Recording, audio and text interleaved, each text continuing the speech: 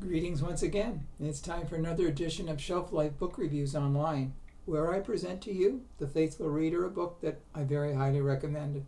Today, nonfiction. It is Traveling on the Path of Joni Mitchell by Ann Powers. This is published by Diced. It retails in Canada for $43.50, and it is 440 pages. Anyone who has listened to music has certainly heard some of the songs of Joni Mitchell. She is one of Canada's most popular songwriters, singers, and she is timeless, she's ageless. And this book is, it's in great detail. It's well over 400 pages. And it talks about, we know a lot about her life, of Joni Mitchell's life, but we also, Ann Powers also delves deeply into her relationships, what she faced growing up. She had polio as a child. It was a very traumatic experience for her, and perhaps she grew stronger through some of her pain. And in her songwriting, she talks about so many subjects. One of my favorite songs is Both Sides Now. It was my mother's favorite song as well, too. And she also wrote another song that I consider one of my top songs, The Circle Game, where it talks about life. But Joni Mitchell has written so many more songs. Woodstock, Big Yellow Taxi, Help Me I'm Falling. It's just endless. And in the book, we find out how she really got into the folk music business first.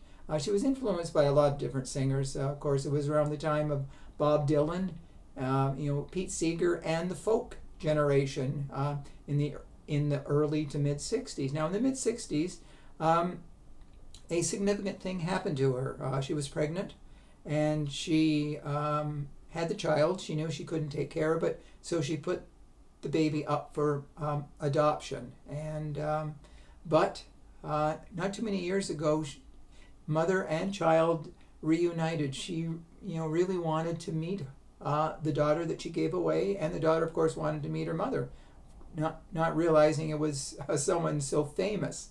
So also in the book, the author talks about the relationships Joni Mitchell's had. She's had a lot of different men in her life, among them Leonard Cohen, James Taylor, Graham Nash, David Crosby, and so many more. But it's through her music that she really has gotten her biggest following, of course. With her first album was Song to a Seagull, then Clouds, then Ladies of the Canyon, Blue, Court and Spark. The list goes on forever. And Joni Mitchell had a very traumatic illness in 2015. She had a brain aneurysm. And for a while there, they didn't know whether she was going to make it. She couldn't walk, and she couldn't talk for quite some time. And they wondered whether she would ever sing again. Well, it took a lot of time, a lot of healing, and a lot of encouragement from others.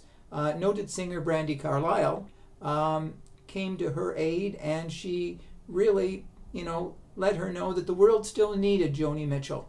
So she brought her back with her. And Joni Mitchell is still out there. She's out there singing. She's recording.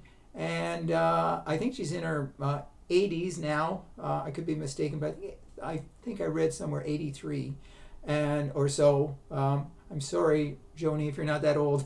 But anyways, she's not a kid anymore, but her music is timeless. And she sings like she did back in the 60s. Her songs have the same meaning, the same impact. And in every page of this book, there is something new about Joni Mitchell that you will find out about her life, about her music, about her influences, and a lot of musicians in Canada and the United States and internationally have been inspired by her music and wanted to get into singing because of Joni Mitchell. So if you're a Joni Mitchell fan, even if you're not a Joni Mitchell fan and you like music in general, this is an amazing book, so I highly recommend it. So if you do purchase it, please let me know if you do agree with my review. Thank you for watching. I'll be back again with another excellent book. Until then, as I always say, stay safe, stay sane, stay in touch, and I will see you at the bookstore. Bye for now.